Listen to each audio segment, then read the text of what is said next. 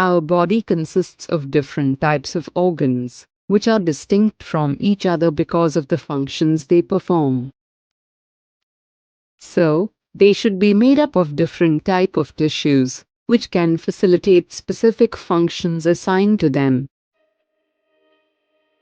But, have you ever thought about the type of tissues which form the layer covering these organs and our body?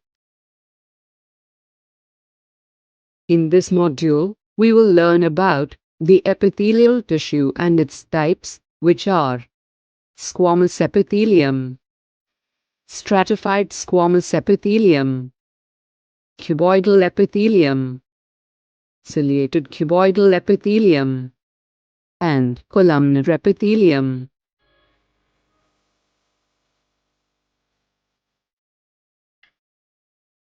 The layer covering our body and its various organs, along with lumen present in them, is formed by epithelial tissues.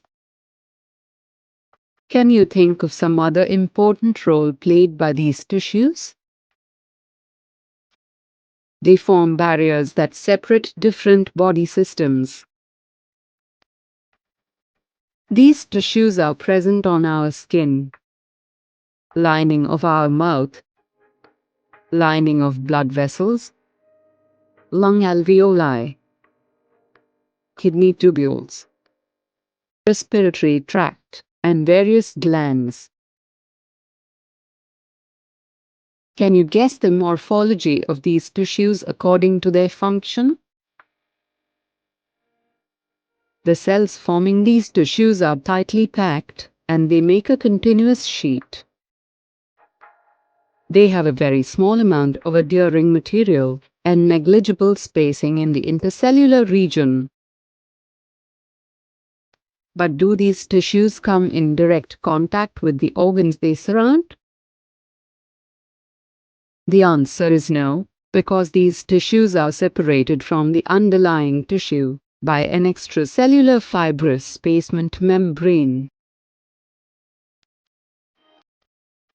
What type of epithelium should be present in the lining of blood vessels or lung alveoli?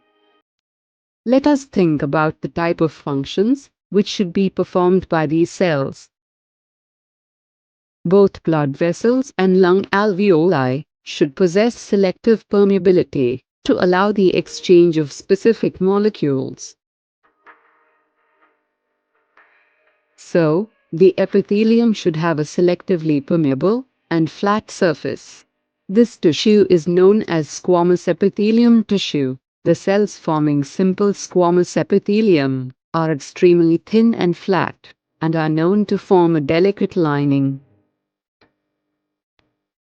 Apart from blood vessels and alveoli, what are the other sites of our body which have squamous epithelium? They cover the esophagus, lining of the mouth, and skin. If we look at the skin epithelial cells under the microscope, we can observe that these cells are arranged in multiple layers. What might be the significance of such an arrangement? This arrangement helps in the prevention of any damage to our internal organs and tissues, as skin forms a protective lining over them. Due to this arrangement of skin epithelial tissue, it is known as stratified squamous epithelium. What should be the morphology of epithelial tissue at the site where absorption and secretion are the primary functions?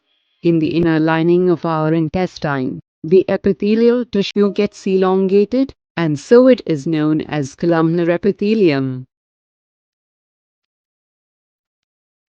The cells forming this tissue allows the movement of biomolecules across them. The columnar epithelial tissue of respiratory tract have slightly different morphology in the way that they possess structures known as cilia. These are hair-like projections located on the external surface of epithelial cells. Cilia are able to move which facilitates the movement of mucus in a forward direction for its clearance. Therefore, the epithelium present in the respiratory tract is known as ciliated columnar epithelium.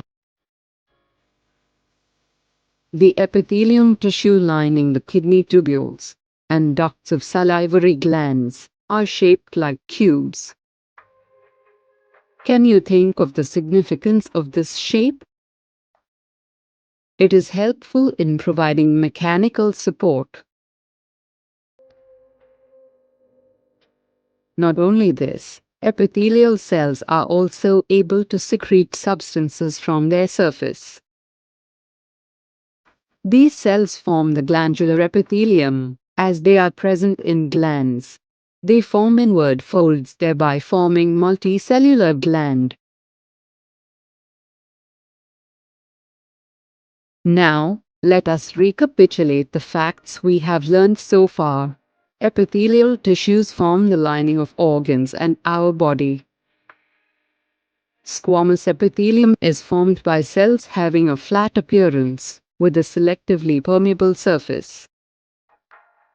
Skin epithelium is present in multiple layers, forming stratified squamous epithelium. Columnar epithelium cells are tall and some of them possess cilia to form ciliated columnar epithelium. Cuboidal epithelium have cube-like cells. Glandular epithelium cells are present in glands and secrete substances like hormones. Here are some questions based on the module.